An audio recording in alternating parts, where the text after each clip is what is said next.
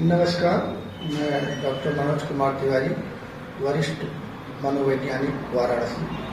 आजकल समाज में हर वर्ग में जो है तनाव बढ़ रहा है और इस तनाव के बढ़ने के पीछे एक जो सबसे बड़ा कारण है वह है लोगों की अपेक्षाओं में बेतहाशा वृद्धि।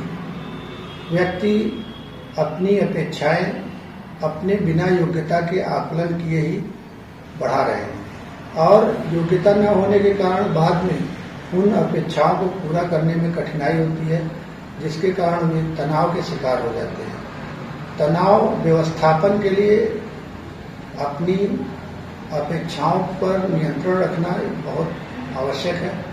दूसरा, जो परिवार है, परिवार का जो विघटन है, पहले जो परिवार संयुक्त परिवार हुआ करता था तो लोगों को जो है समायोजन की क्षमता विकसित करने में आसानी होती थी, लेकिन आजकल न्यूक्लियर फैमिली में चूंकि मदर फादर ही हैं, वो भी आजकल वर्किंग हो रहे हैं, तो बच्चों को जो है जो विभिन्न परिस्थितियां जीवन में होती हैं उसका जो है सामना उनको नहीं हो पा रहा है। इसलिए जब वो उनको अचानक से इस तरह की किसी विषम परिस्थिति या कठिन परिस्थिति का उनको सामना करना होता है तो फिर उनमें समायोजन की क्षमता न होने के कारण उनमें नकारात्मक विचार अधिक बढ़ने लगते हैं और बाद में यदि उसको मैनेज न किया जाए तो वो आत्महत्या जैसी विषम परिस्थितियों में कन्वर्ट हो रही हैं। बहुत सारे लोगों के मन में ये भ्रम है कि जो लोग उच्च बौद्धिक क्षमता यानी हाई आईक्यू वाले हैं वो लोग सुसाइड क्यों कर रहे हैं।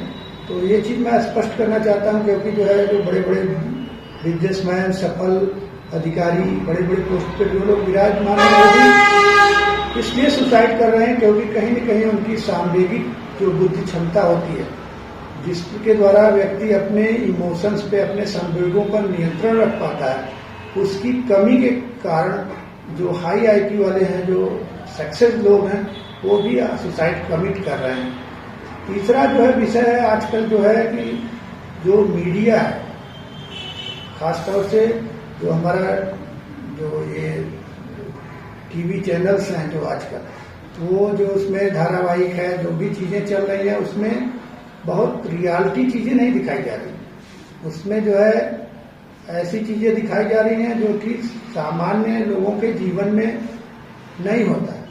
तो ऐसे लोग अपने जीवन के प्रति वैसा ही प्रत्याशा विकसित कर ले रहे हैं उस टीवी के माध्यम से देख करके।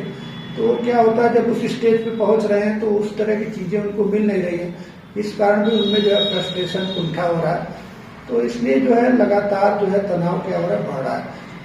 तनाव बढ़ने के अनेक कारण हैं, लेकिन उस पर ज्यादा बात करने से बेहतर है कि मैं ये बात करूं कि तनाव को व्यवस्थित कैसे किया जाए। तो तनाव को व्यवस्थित करने का सबसे अच्छा जो तरीका है वो ये है कि हम अपने सोच में सकारात्मकता रखें। हम जो हमारे पास है हम उससे संतुष्ट रहना सीखें।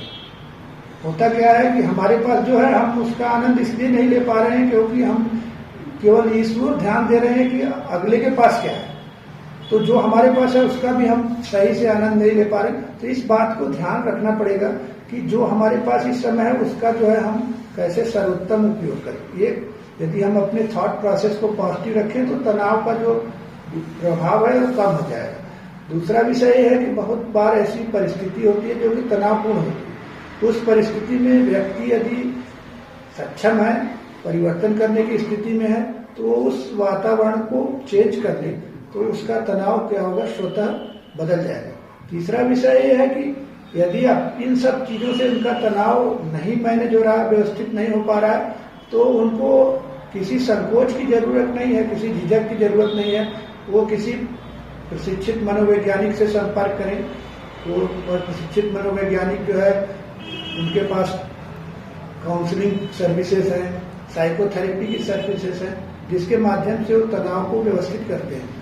और तनाव प्रबंधन में योग का बहुत बड़ी भूमिका है। तो यदि संभव है, यदि उनको ट्रेंड साइकोलॉजिस्ट नहीं मिल पा रहे हैं, तो यदि उनके आसपास संपर्क में यदि योग चिकित्सक हैं तो उनसे संपर्क करके भी तमाम ऐसे योग हैं जिसके द्वारा तनाव को नियंत्रित किया जा सकता है। यदि समय रहते तनाव को यदि नियंत्रित नहीं किया गया तो इसका दुष्प्रभाव व्यक्ति के शारीरिक स्वास्थ्य पे भी पड़ता है और मानसिक स्वास्थ्य पे भी पड़ता है। अनेक बार ये देखा गया है कि यदि उच्च स्तर का तनाव लंबे समय तक बना रहे तो अनेक शारीरिक दिक्कतें आ जाती हैं। अनेक सिम्टम्स ऐसे होते हैं जो कि शारीरिक लगते हैं, जैसे सर दर्द, मिचली, लूज मोशन, हाथ पैर में सुन्न होना। लेकिन जब जांच होता है तो उसमें कुछ भी फाइंडिंग नहीं आती। तो ऐसे केसेस को जो है साइकोसोमेटिक केसेस के नाम से जानते हैं। और फिर इसी तरह से यदि नहीं बना रहेगा तो तमाम और भी मानसिक समस्याएं भी आती हैं, जिसका कि बाद में चिकित्सा किया जाना बड़ा कठिन हो जाता है। तो मैं ये संदेश देना चाहता हूँ कि तनाव को व्यवस्थित कीजिए। यदि आपसे व्यवस्थित हो जाए तो अति उत्तम है, लेकिन यदि नहीं हो पा रहा है तो आपको संकोच करने की जरूरत नहीं है। प्रशिक्षित मनोवैज्ञानिक योग थेरेपिस्ट से मिल करके उसको व्यवस्थापित कीजिए। धन्यवाद।